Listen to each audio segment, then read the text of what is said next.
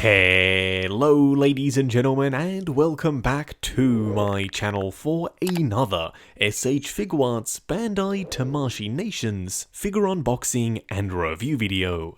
Now today we are going to be taking a look at their very first Dragon Ball GT figure, being none other than Super Saiyan 4 Goku.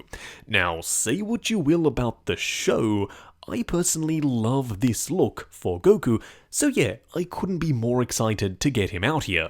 Now I got mine from toyswonderland.com, link for that is of course down in the description below. They have 12-month installment plans and an awesome reward system. What we are going to do now though is get the box laying flat in the light box and do the unboxing. Here of course we have the box art, and it's done in the usual S.H.Figuarts style.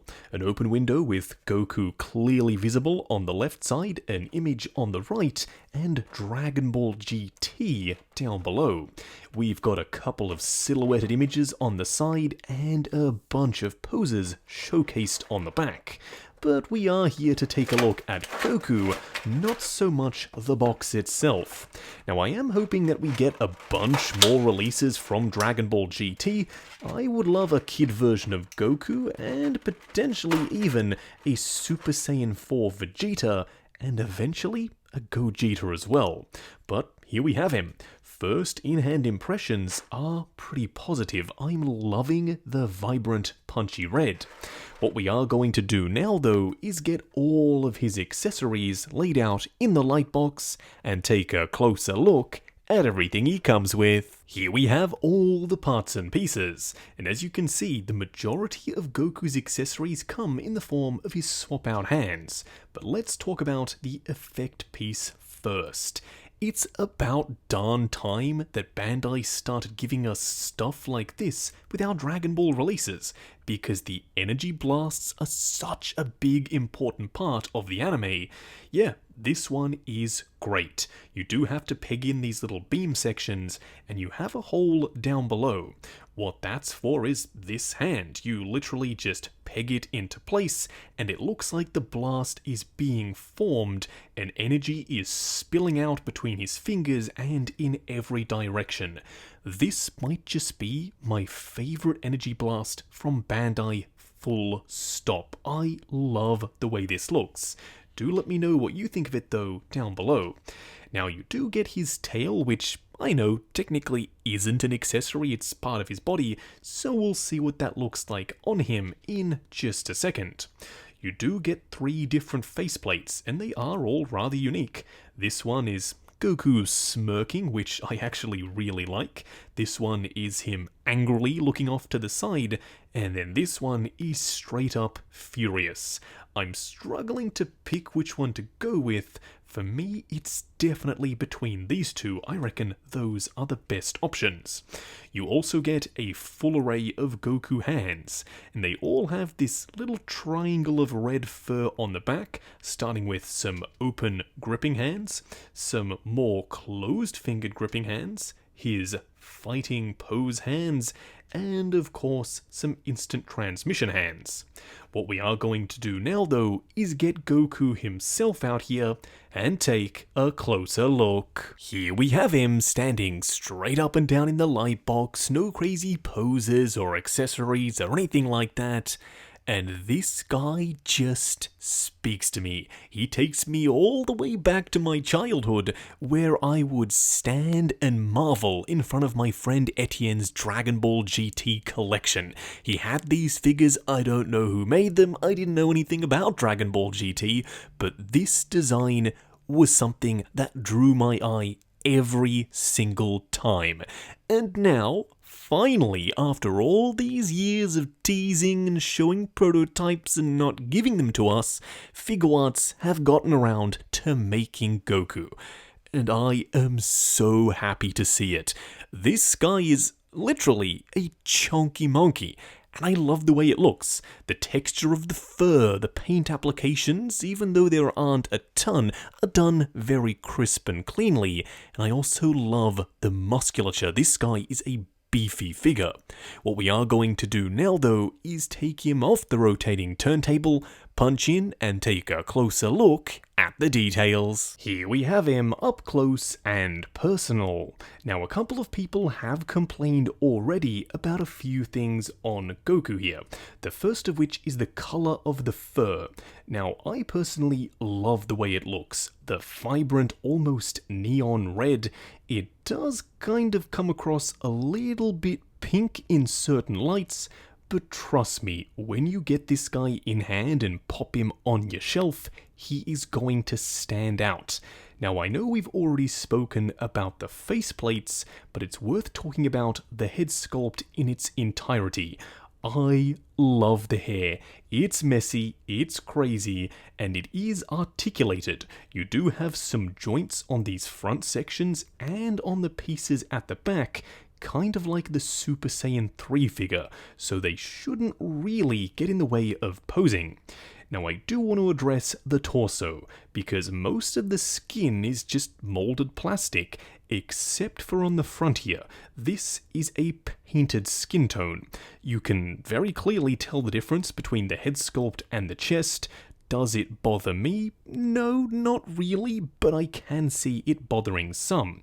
I do, however, like the sculpt. He is jacked. You can see the chiseled abs, the big honkin' round shoulders, and the biceps are huge. There is also a ton of detail sculpted into the fur.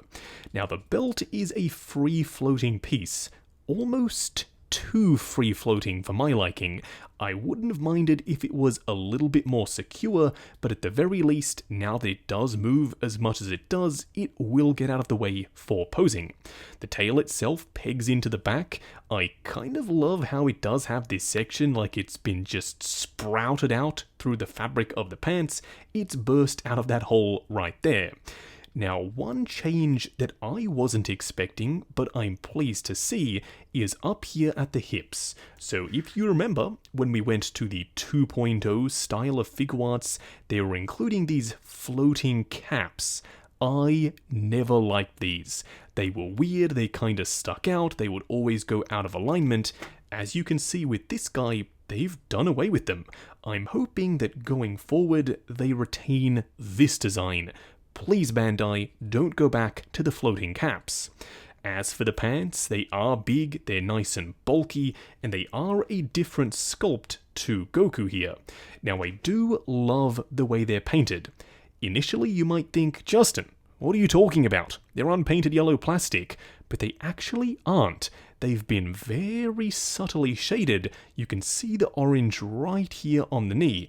It's done in such a subtle and natural way that it blends in perfectly, and it just looks like a bunch of shadowing here. So yes, initially I thought there was no paint whatsoever, but under closer inspection, it's definitely there.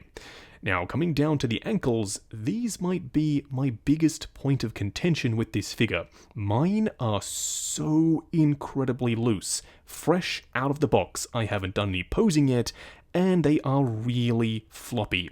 I will be contacting Bandai to see if I can get a replacement at least for these ankle joints, because mine are just not ideal. I also don't love that the joint on the inside is blue. I would have preferred the joint to be black just so it's a smoother transition between the foot itself and this kind of sock section up the top, but I understand why they did it. They already probably had the blue plastic ready to go, and it kind of makes more sense to blend it in for certain poses with this upper piece. But yeah, overall, I totally understand where some of the complaints are coming from. But for me, this being their first Super Saiyan 4 figure, yeah, I'm super happy. Now for a quick side-by-side comparison, here we have Super Saiyan 4 Goku on the left, and the Saiyan Raised on Earth Goku on the right. Now, I didn't really know who to compare this guy to because we don't have any other Dragon Ball GT figures, so hopefully this should give you an idea of how he'll scale. And this works for me. He's big, he's bulky, his hair is all kinds of wacky, but this design just speaks to me, and I know it does for a lot of you as well.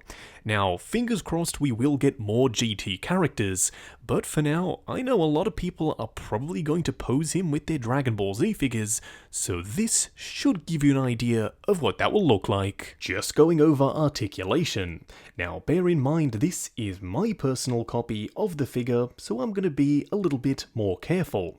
I'm sure when you get yours in hand, you can push the joints slightly further than I'm willing to go. Now, starting off with the head sculpt, it's on a ball joint at the base of the head and another at the base of the neck. So going forward to there, going back to there, and the cool part is these hair pieces are articulated, front and back, so they do kind of move out of the way, swivel and then pivot side to side. The arms will go up to there. There is a butterfly joint with a fairly decent range of motion. You do have them going, of course, forward and back the full way around, and that butterfly joint also goes up and down. Swivel at the bicep, a double bend at the elbow that does go past 90, and a hinge and swivel for the wrist peg. You can very clearly see there is a split mid-body for a ball joint and another at the waist. So going forward to there, going back to there, swivel, then pivot side to side. The legs will go forward to about there. They will go out to there, swivel at the upper thigh, a double bend at the knee, which, yes, does go past 90. Then you have a hinge and swivel for the ankle, plus some toe articulation. Last but not least, the tail is also on a hinge and swivel, so up and down and left and right. Just wrapping up on the Figuarts Super Saiyan 4 Goku. Now, this was one that I personally was really excited for. They teased us a bunch, and finally we have him. Is he worth the wait? Yes, and also no. I do like some very key things about this guy, but one thing in particular is kind of ruining him for me. It's the looseness of the joints. Mine was 100% brand new, factory fresh, and those ankles are a right pain to work with. Apparently they have changed factories recently, and this could just be down to teething issues in getting the tolerances right. But either way, that's not great for a super high-end Dragon Ball figure, because that's technically what this guy is supposed to be. I personally would love to see them tightening up those tolerances, because if they keep this up and the joints keep getting really loose right out of the box, then they may have just lost a big fan of the line. But everything else is great. I love the accessories, I love the faceplates, the paint applications are crisp and clean, the sculpt is on point. So please Bandai, just fix your tolerance issues and then we'll be golden. Now, I got mine from toyswonderland.com. I have included the link down in the description below. They have 12-month installment plans and an awesome reward system. While you're down there, check out the link to 6 Scale Network, the Facebook group. Come along, chat figures, share photos of your collection, and of course, see what's coming up next on the channel. Like, comment, and subscribe, and we'll catch you in the next video.